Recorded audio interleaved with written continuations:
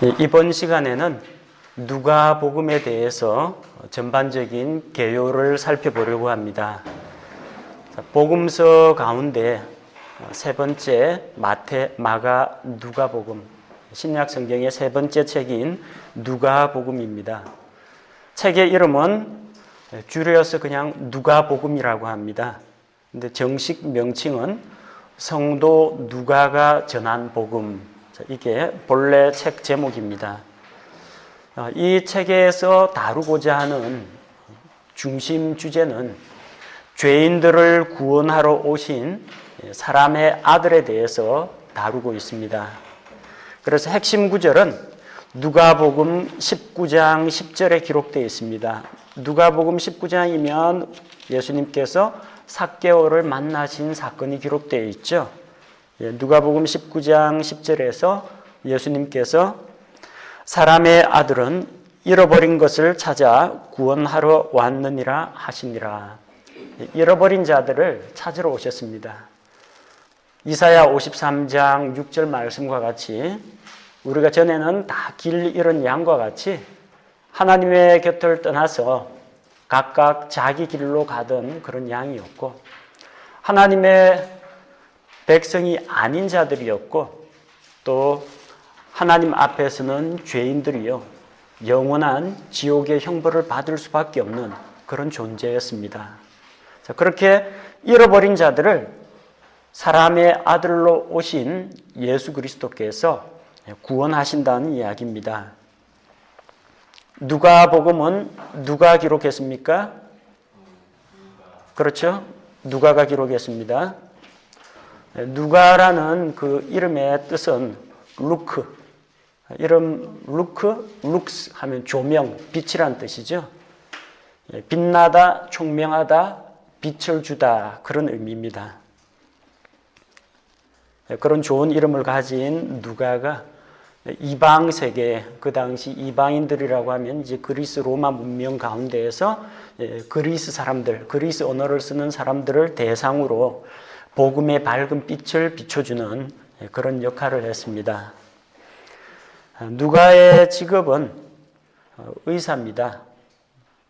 그는 유대인이 아니고요, 이방인입니다. 시리아 안디옥 출신의 그리스 사람 의사입니다. 그는 또 사도도 아닙니다. 누가는 예수님을 직접 따라다니던 그런 제자가 아니고 바울 사도를 따라다니던 바울의 주치의입니다. 의사니까 관심사항이 질병, 건강 이런 쪽에 또 관심이 많습니다. 아마 성경에 나오는 병자들을 고치신 그런 사건들, 그런 거 찾아보려면 누가복음을 찾아보면 빠릅니다. 사복음서 다 찾아보기 힘들다, 질병에 대해서 찾아보려면 누가복음에 많이 기록되어 있습니다. 예수님의 어떤 초자연적인 기적 이런 걸 보고 싶으면요, 마가복음을 찾아보면 많이 나옵니다. 물론 복음서마다 서로 겹치는 내용도 있습니다만 독특한 그런 특징들이 있습니다. 하늘의 왕국에 대한 이야기는 마태복음을 찾아보시면 되고요, 우리 신약교회 성도들을 위한 중요한 구원에 대한 그런 교리, 이런 내용들은 요한복음을 찾아보시면 됩니다. 누가복음은 그런 특징들이 있습니다. 의사가 기록한 것인 만큼 질병에 대한 그런 기록들이 많이 등장하고, 또 하나님께서 사람을 사용하실 때 그 성경 기록자가 알지도 못하는 단어를 받아 적어 해가지고 무조건 불러주고 받아 적게 하신 건 아닙니다. 그가 받은 교육 수준, 그의 지적 수준, 인간관계, 그의 문장 스타일, 이런 그의 개성도 함께 하나님께서 성경 기록의 도구로 사용하셨다는 겁니다. 그래서 특별히 누가복음에는 다른 복음서에는 안 나오는 좀 어려운 단어 같은 것들이 나옵니다. 그냥 병든 자, 앓는 자 이렇게 된 것이 아니라 몸이 마비된 자, 중풍병자, 나병 환자 이런 것들이 정확하게 그리스어로 된 의학 전문 용어로 기록이 되어 있습니다. 그래서 그 누가의 문체, 누가의 직업을 알 수 있도록 특징 지어주는 그런 기록들이 많이 나타납니다. 누가는 복음서 안에는 등장하지 않습니다. 복음서에 나타나는 사건, 등장인물 가운데는 나오지 않습니다. 그럼에도 불구하고 성경에 3번 등장합니다. 자, 어디에 등장합니까? 골로새서 4장 14절에 등장합니다. 자, 골로새서 4장 14절에 보니까 사랑받는 의사 누가와 또 데마가 너희에게 인사하느니라. 골로새서는 로마의 옥중에서 기록된 옥중 서신입니다.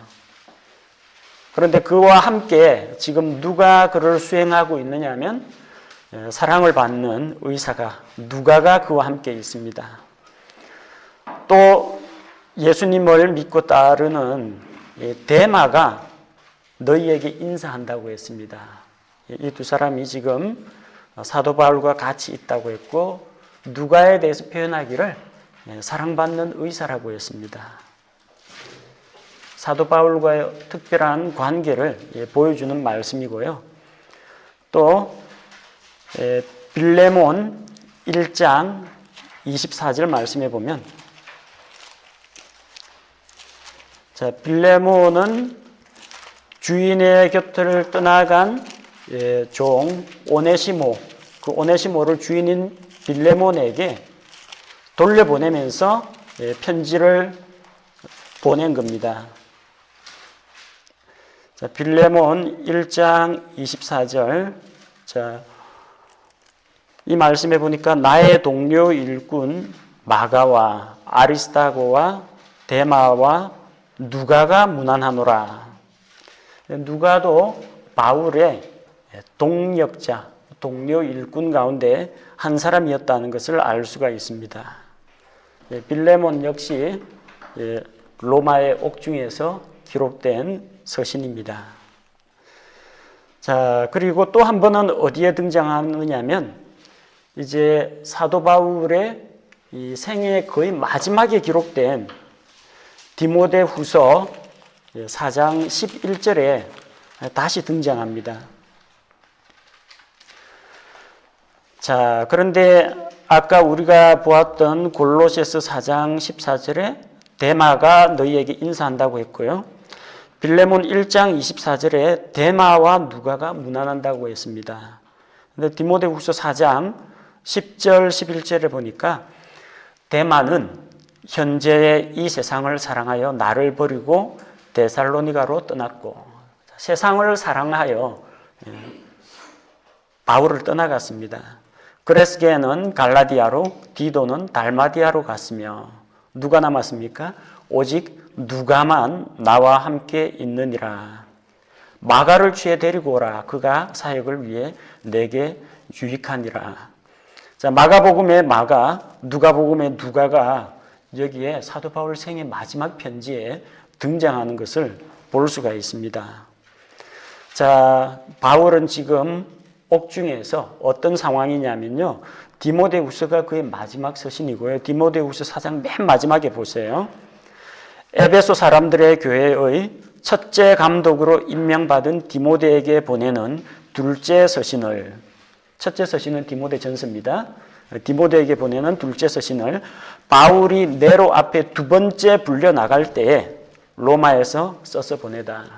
네로 앞에서 재판받기 위해서 기다리는 중에, 그리고 나중에 재판받고 처형당합니다.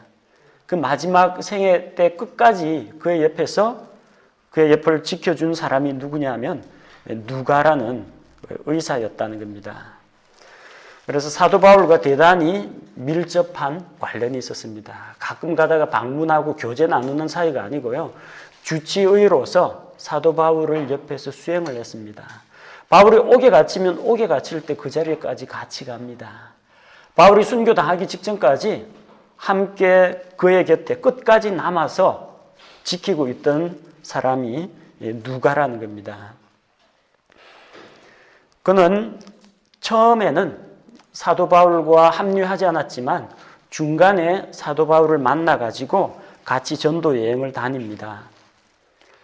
누가가 기록한 두 개의 신약 성경이 있습니다.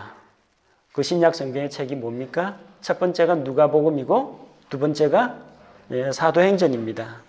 누가복음과 사도행전은 이야기가 이제 연결되는 내용인데 누가복음 1장 3절에서는 그가 뭘 이야기하느냐면요.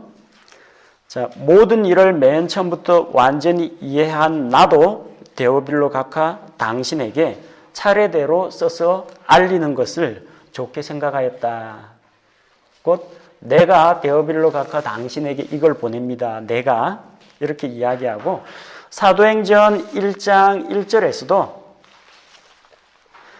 1절에서도 역시 데오빌로 각하에게 보내는 그 글을 보내면서 누가가 이야기합니다. 오 데오빌로여, 예수님께서 행하시고 가르치기 시작하신 모든 일에 관하여 내가 작성한 이전 보고서는, 그 이전 보고서가 뭐예요? 누가복음이죠. 그분께서 친히 택하신 사도들에게 성령님을 통해 명령들을 주신 뒤에 들려 올라가신 날까지의 일을 기록한 것이라. 처음부터 예수님의 탄생부터 시작해가지고 마지막 예수님의 십자가 죽음 부활 승천까지를 누가복음에서 다뤘다는 겁니다. 그럼 그 뒤에는 어떠한 일이 일어났는지 누가가 사도행전을 통해서 기록하고 있다는 겁니다. 사도행전 2장 1절은 어떻게 기록되어 있느냐면 오순절 날이 충만히 임하였을 때 그들이 다 한마음이 되어 한 곳에 있더라. 자, 그들이 했죠. 누가가 그들이 했다는 것은 누가가 이 오순절 사건 때 있었다는 이야기예요? 없었다는 이야기예요? 없었다는 이야기예요. 있었으면 우리가 한자리에 모였더니 이렇게 나오겠죠. 그들이, 그 사람들이 낱말하듯이 이야기합니다.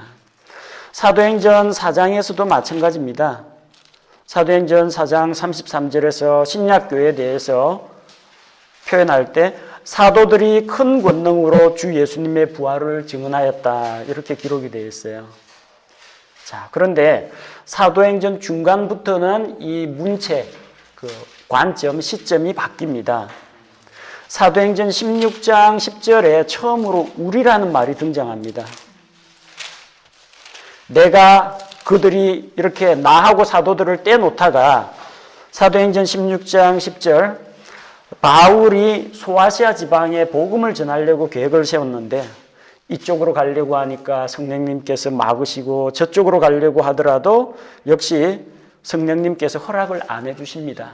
그러다가 밤에 환상이 바울에게 나타났습니다.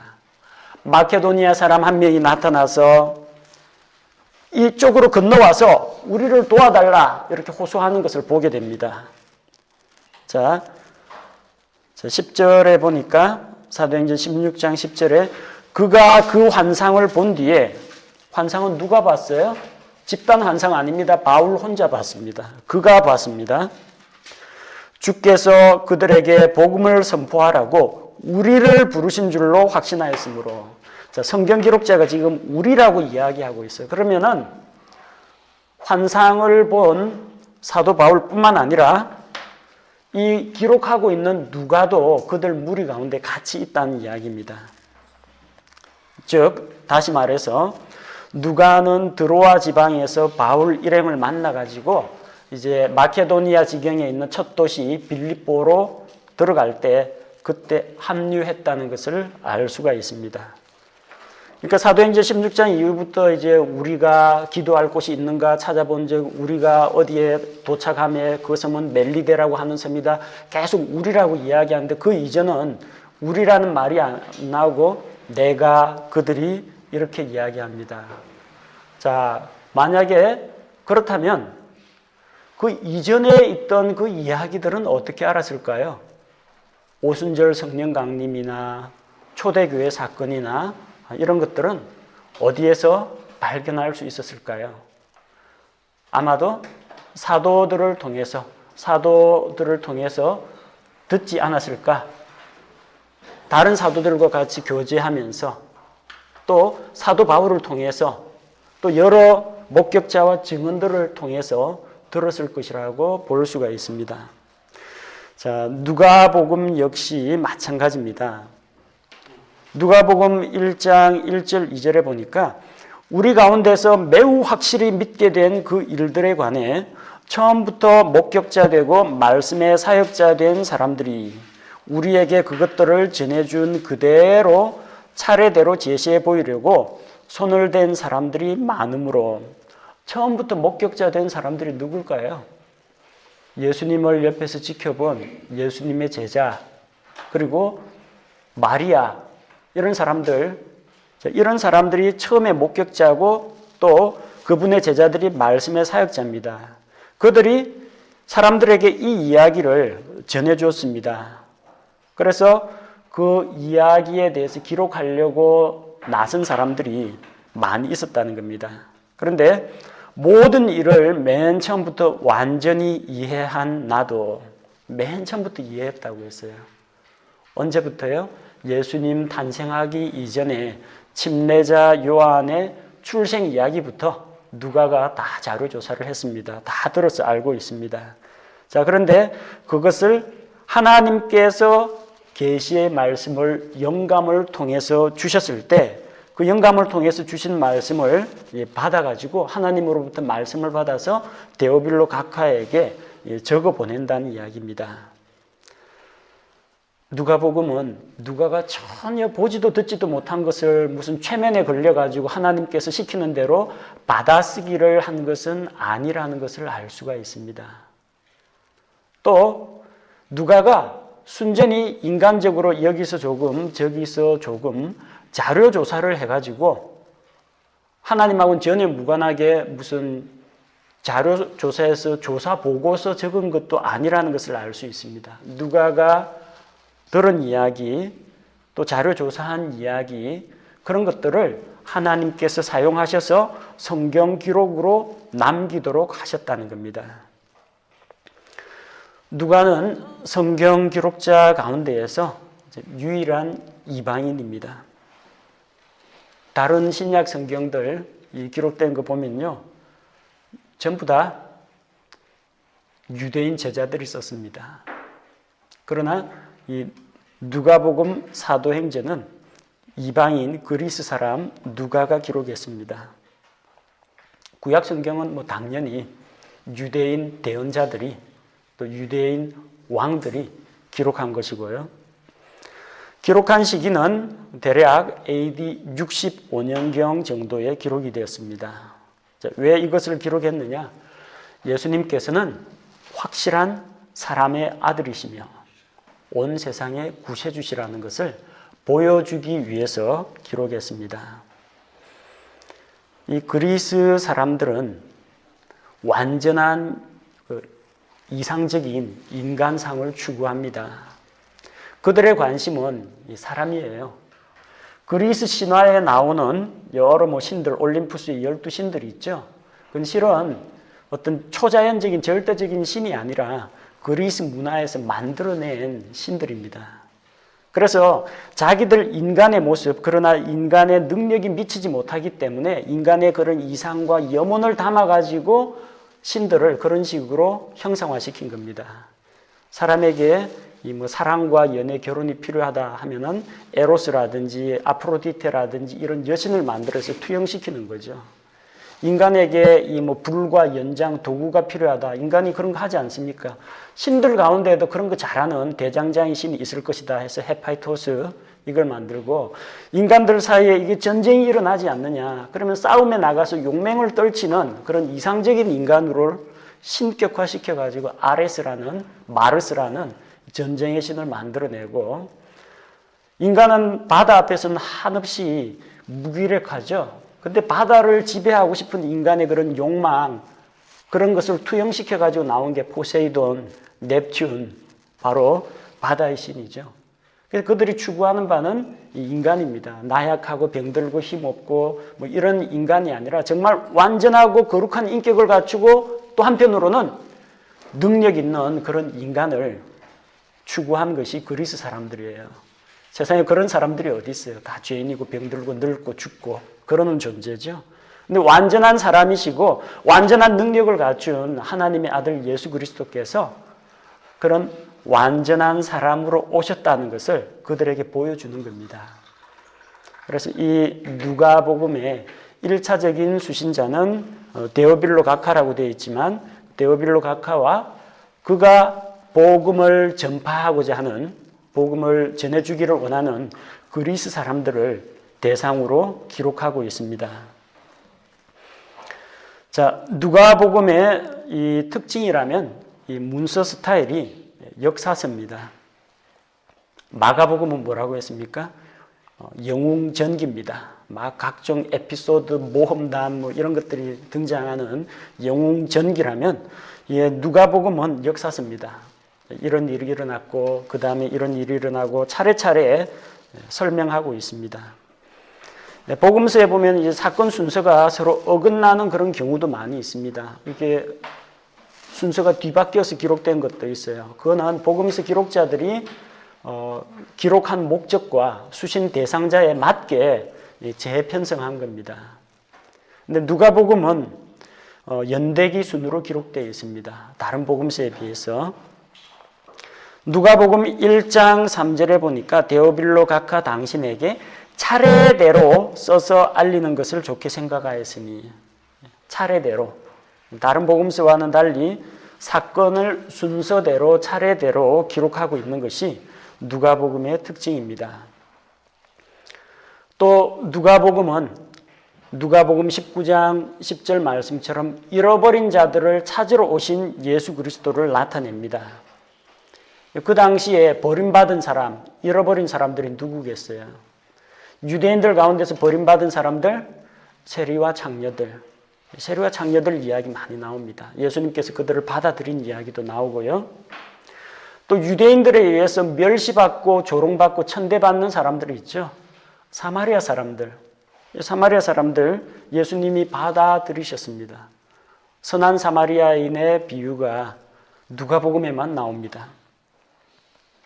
누가복음 15장에는 또 잃어버린 것을 찾는 이야기가 나오죠. 양 99마리는 우리에 있으나 한 마리 양은 길을 잃고 떨어져. 잃어버린 양을 찾는 이야기. 10개의 동정 가운데서 하나를 잃어버렸는데 등불을 켜고 부지런히 쓸면서 동전을 찾는 이야기. 집을 나간 둘째 아들이 있는데 그 집 나간 둘째 아들을 다시 찾는 이야기. 잃어버린 것을 찾는 이야기가 나와요. 또 사람들에게 멸시받고 잃어버린 바 된 세리 삭개오를 찾습니다. 오늘 구원이 이 집에 이르렀으니 이 사람도 아브라함의 자손이다. 사람의 아들이 온 것은 잃어버린 것을 찾아 구원하러 왔다고 예수님께서 말씀하셨습니다. 마지막 십자가에 달려 돌아가실 때도 한 사람 건졌습니다. 예수님 좌우편에 달린 두 강도 가운데 한 강도가 회개하고 돌아왔습니다. 그 회개하고 돌아온 그 강도, 그 사건은 다른 복음서에는 안 나옵니다. 누가복음에만 나옵니다. 마지막에 잃어버려서 이제 지옥으로 떨어질 운명인데 주께서 주의 왕국으로 들어오실 때 나를 기억하소서라는 그의 믿음 고백을 따라서 그는 내가 오늘 나와 함께 낙원에 있을 것이라는 약속을 받았습니다. 구원을 받은 것입니다. 그렇게 잃어버린 자를 찾아주셨고요. 또한 예수님께서 특별히 연약한 여인, 그리고 사람들 숫자 헤아릴 때 계수에 들지 않는 아이들, 가난한 자들, 이런 사람들에 대한 이야기, 과부 이야기, 이런 이야기들이 누가복음에 많이 기록되어 있습니다. 얼마나 인간적이고 사람들을 긍휼히 여기시고 또한 사랑으로 품어주시는 분인지 누가복음을 통해서 우리가 엿볼 수가 있습니다. 요한계시록 4장에는 예수 그리스도의 영광과 형상을 대변하는 이 그룹들이 있습니다. 그 그룹의 형상, 4가지 형상 가운데에서 누가복음은 사람의 형상을 나타냅니다. 완전한 사람이신 예수님을 소개합니다. 예수님께서는 다른 복음서에서도 그런 표현들이 등장하지만 특별히 누가복음에서 자주 나오는 표현이 사람의 아들이라는 표현을 사용합니다. 예수님의 인성을 이야기하죠. 완전한 사람이시라는 겁니다. 자, 사람이 되려면 어떻게 해야 됩니까? 사람에게서 나야 사람이죠. 개가 되려면 개에게서 태어나야 강아지가 되고, 소가 되려면 소에게서 태어나서 송아지가 돼야 소가 되는 겁니다. 사람의 아들이라면 사람에게서 나야 합니다. 그러니까 밑도 끝도 없이 등장하면 안 되고 이 출생 배경, 이 스토리가 있어야 됩니다. 누가복음에는 예수님의 그런 탄생 과정이 상세하게 기록되어 있습니다. 마태복음보다도 훨씬 더 자세하게 나타나 있습니다. 또한 사람이라면 사람으로 태어나서 사람과 같은 성장 과정을 거쳐야 합니다. 슈퍼맨은 어느 날 갑자기 우주에서 크립톤 별에서 짠하고 나타났습니다. 이 사람 아닙니다. 자기 아버지 어머니가 사람이 아니니까 뭐 키워준 부모는 있겠지만 사람이라고 하지 않죠. 알에서 나왔습니다. 뭐 큰 새 알에서 나왔습니다. 돌을 쪼개고 돌에서 나왔습니다. 이거 사람 아닙니다. 세계의 많은 신화나 혹은 고대 설화나 이런 데에서는 위대한 인물을 이야기하기 위해서 뭐 하늘에 뭐 햇빛이 비쳤는데 거기에서 뭐 알에서 뭐 나왔다라든지 뭐 짐승들이 품고 있다든지 돌을 깨고 나왔다든지 신비화시켜 가지고 뭔가 특별하고 초자연적인 존재라고 자기들의 시조에 대해서 그렇게 미화시키고 우상시합니다. 그러나 성경은 그렇게 다루지 않습니다. 예수 그리스도는 완전한 사람이시기 때문에 사람에게서 한 처녀 마리아에게서 나셨다는 것을 이야기하고 있습니다. 우리하고 똑같은 성장의 과정을 거쳤습니다. 누가복음 2장 21절에서 52절 말씀을 살펴보면 예수님은 아이 때부터 어머니의 젖을 먹고 성장하고 나중에 우리처럼 2장 52절에 나오죠. 지혜와 키가 자라가며 하나님과 사람에게 더욱 호의를 입으시더라. 지혜와 키가 자라갔다고 했어요. 예수님도 어린아이였을 때는 어린아이 정도의 지혜, 그리고 자라가면서 지혜가 자라는 것이 사람들 앞에 보입니다. 키도 몸도 쭉쭉쭉쭉 자라가는 겁니다. 그리고 하나님에게도 호의를 입고 사랑을 받고 인간관계, 대인관계 면에서 사람들과도 사람들 사이에서 호의를 입는 그런 분이라는 겁니다. 성장 과정이 있다는 것. 첫사람 아담은 어땠습니까? 첫사람 아담 이브가 갓난아기로 창조된 거 아니죠? 갓난아기로 창조됐으면 젖은 누가 먹이고 누가 보살핍니까? 아무것도 할 수가 없죠. 장성한 청년의 몸으로, 성인의 몸으로 그들은 창조되었습니다. 성장 과정이라는 게 없었어요. 그 이후부터 점점 성장하고 늙어간 것은 사실입니다만 창조될 당시부터 아담 이브는 성인이었습니다. 그러나 예수님께서는 직접 사람과 같은 모습으로 출생하시고 성장 과정을 거치셨기 때문에 우리 사람이 겪게 되는, 자라고 성장하면서 겪게 되는 모든 과정을 다 겪으셨어요. 우리의 기쁨과 슬픔을 아십니다. 눈물과 어려움을 아십니다. 목마르고 배고픈 것도 아십니다. 피곤하면 쓰러져서 자야 됩니다.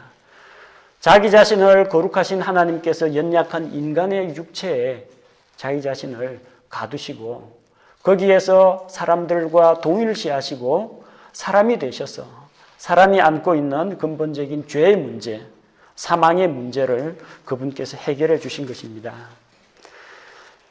사람에게서 났다면 누구에게서 났는지 사람의 족보가 있어야 되겠죠. 누가복음 3장 23절에서 38절에 예수님의 족보가 나옵니다.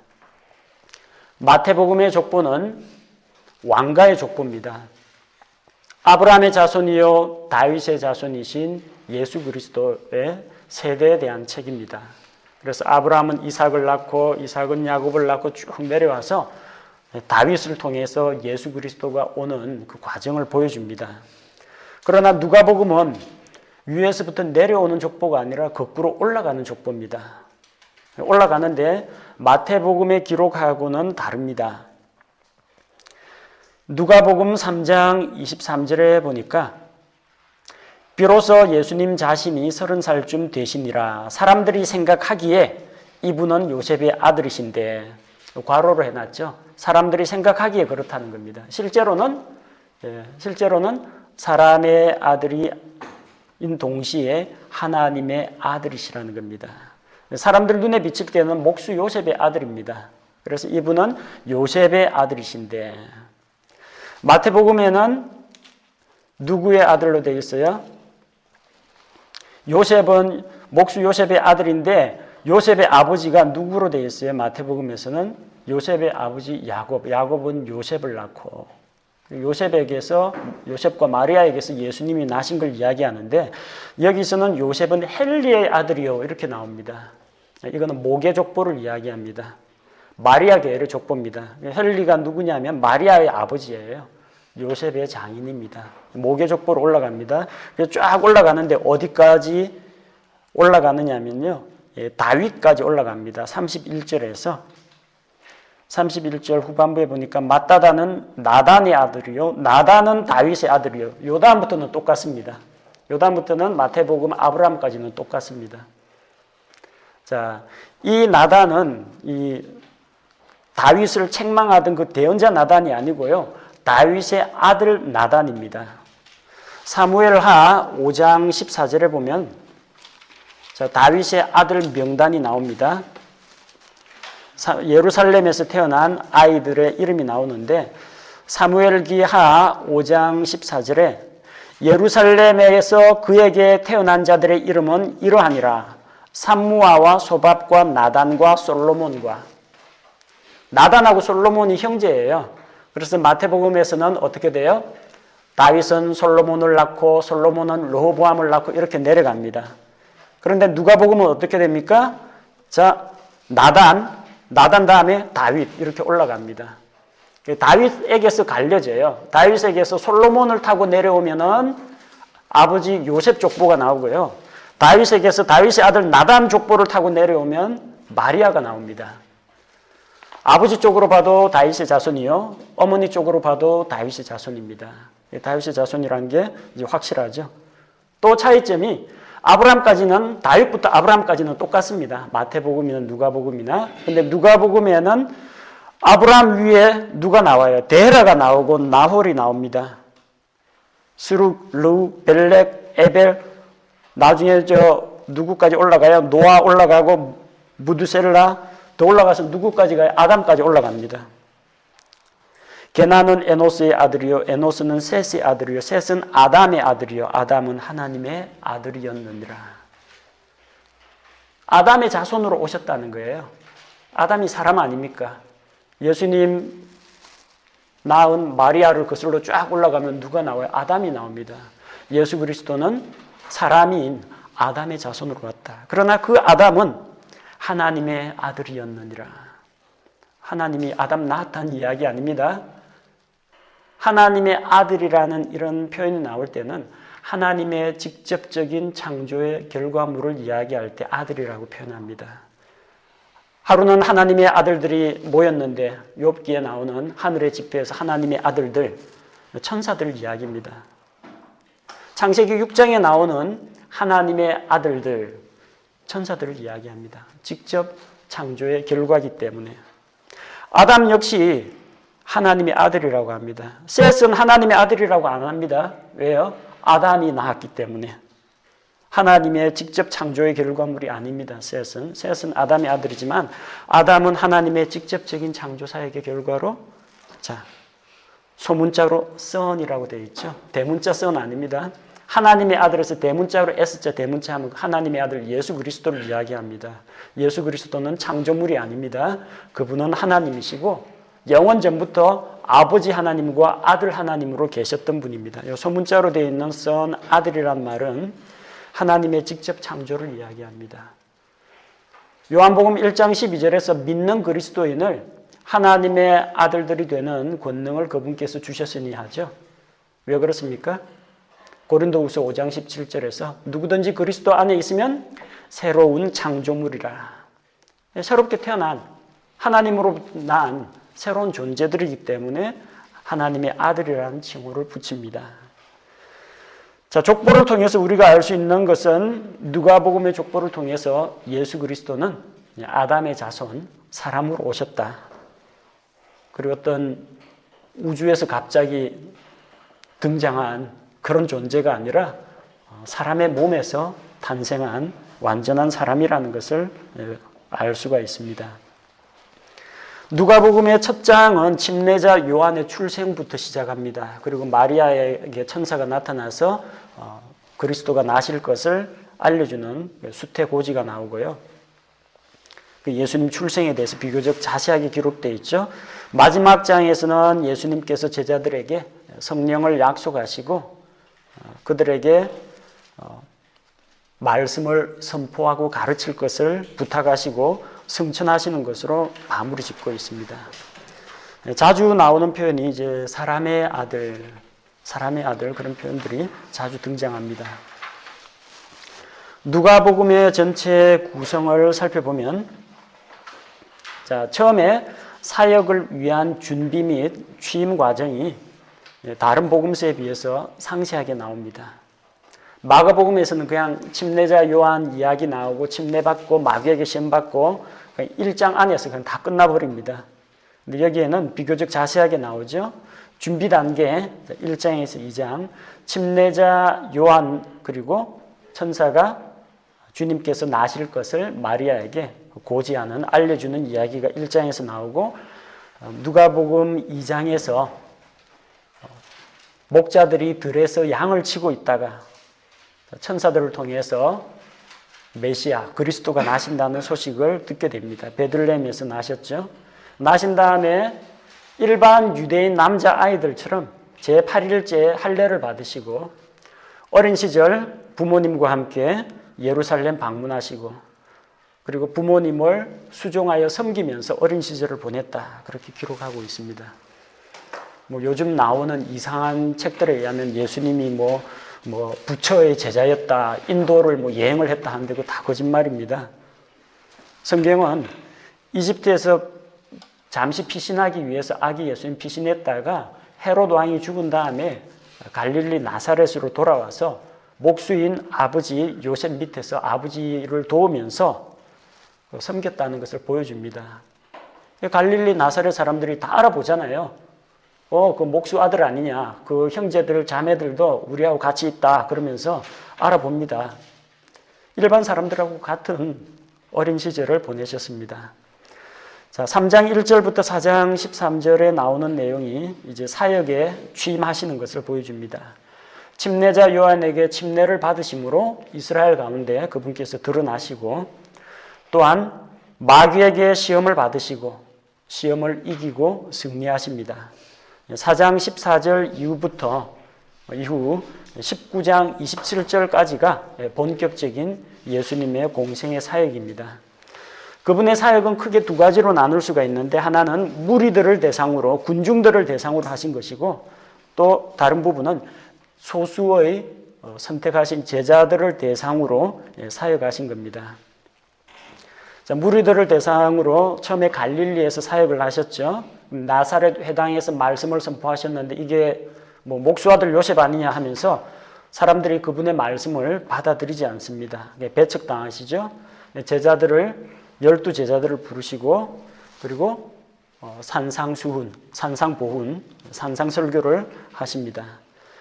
그리고 두루 다니면서 사람들에게 긍휼을 베푸시고 능력을 행하십니다. 예수님이 하신 일을 크게 세 가지로 나누면 전도, 교육, 봉사입니다. 복음을 선포하시는 일을 하셨고 그리고 제자들을 가르치는 일을 하셨고 사람들을 도와주시고 병을 고치시고 죽은 자를 살리시고 먹이시는 이런 일들을 하셨습니다.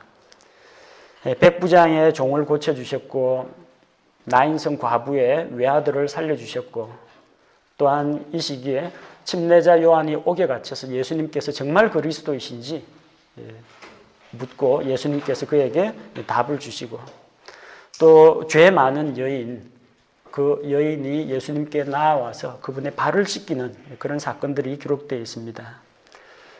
그리고 9장에 가서 제자들을 파송하시고 빵의 기적, 오병이어의 기적을 베세다 들판에서 베푸신 사건이 기록되어 있습니다.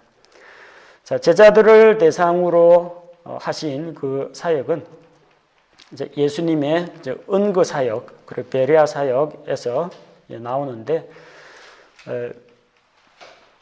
헤롯이 침례자 요한을 죽이고 또 예수님에게도 적대적인 그런 자세를 취하자 그곳을 한동안 떠나십니다. 그래서 그 손길이 미치지 않는 곳으로 어디로 가셨어요? 두로와 시돈 지방으로 가시면서 거기에서 어느 수로보니게 여인을 만나기도 하시고요. 그 딸을 고쳐주십니다. 그리고 자기가 십자가에 달려 죽으시고 부활하실 것을 예고하시고 베드로가 주는 그리스도시요 살아계신 하나님의 아들이십니다. 신앙 고백도 합니다. 그 다음에 변화산에 올라가서 영광스러운 광채를 입으시면서 거룩하고 영화로운 모습으로 변화된 모습을 보여주셨고요. 제자들 가운데 서로 이제 다투고 누가 제일 크냐 그걸로 다툴 때 어린아이를 세우고 어린아이와 같은 믿음을 가져라 그런 말씀을 전해주셨고, 자, 베레아 사역 기간 동안에 사마리아인의 어떤 마을로 들어가려고 하는데 그들이 환영하지 않기 때문에 그곳을 떠나가십니다. 12제자를 이외에 또 70인의 제자들을 파송하시고 선한 사마리아인의 비유 들려주시고 마르다와 마리아 섬김을 본을 보여주는 그 사건이 10장에 기록되어 있고, 그 다음에 예수님께서 기도하실 때 제자들이 나와서 자기들에게도 기도를 가르쳐달라. 이게 마태복음에서는 마태복음 6장 산상보훈에 들어가 있지만 원래는 예수님께서 기도하시는 것을 보고 제자들이 가르쳐달라고 해서 기도의 모본으로 주님께서 가르쳐주신 그 기도를 그들에게 알려주시는 겁니다. 예수님이 이렇게 사역을 하는 동안에 종교 지도자들은 예수님을 시기해서 마귀들의 왕 바알세불을 힘입어서 이런 능력을 행한다 하면서 예수님께 대하여 신성 모독의 죄를 범합니다. 예수님께서는 또한 그런 종교 지도자, 위선하는 자들을 저주하십니다. 그리고 어리석은 부자의 이야기, 자기 앞날을 대비할 줄 모르는 어리석은 부자와 또 여러 가지 비유를 들려주시고, 열매 없는 무화과 나무, 겨자씨, 누룩 비유가 13장에서 기록되어 있고, 좁은 문으로 들어가기를 힘쓰라 이 말씀도 기록되어 있고, 마태복음에서는 이게 마태복음 7장에 등장합니다. 잔치 비유, 잔치를 열었는데 초청해도 사람들이 오지 않고 여러 가지 핑계를 대고, 그래서 처음에 청하신 사람 이외에 또 다른 사람들을 불러다가 잔치자리를 채우는 이야기, 누가복음 15장에서 세 가지 잃어버린 것의 비유, 그리고 불의한 청지기의 비유, 부자와 나사로 이야기, 이런 것들까지가 16장에 기록되어 있고, 예수님의 재림에 대해서 17장에서 보여주고, 기도하고 낙심하지 말아야 한다. 그래서 어느 과부가 재판장에게 호소하는 이야기라든지, 밤중에 누가 방문을 했는데 먹일 빵이 없어서 친구 집에 문 두드리면서 들어줄 때까지 강청하는 그런 기도에 대한 이야기도 기록이 되어 있고, 그다음에 19장에서 삭개오를 만나서 잃어버린 자를 찾는 이야기가 나옵니다. 그거 마치고 나서 이제 고난주간이라고 불리는 예루살렘 입성, 많은 사람들이 종려나무 가지를 흔들면서 찬송하리로다 주의 이름으로 오시는 이에 환영을 하죠. 자, 예루살렘 입성하시고 들어오신 다음에 성전 청소하시고, 그 다음에 사악한 포도원 농부들의 비유를 들려주시고, 그래서 하나님의 왕국은 이런 사악한 농부들이 아니라 열매 맺는 백성들에게 넘겨주실 것이라는 것을 말씀하시고, 그분을 반대하는 자들이 가이사에게 세금을 바칠까요 말까요, 그리고 사두개인들이 부활이 정말로 있느냐, 그런 논쟁, 예수님께서 그들의 어리석은 입을 막으시죠. 그리스도가 누구의 자손이냐? 다윗의 자손입니다. 그럼 어찌하여 다윗이 그리스도를 주라고 불렀느냐? 어떻게 주라고 불렀는데 그의 자손이 되겠느냐?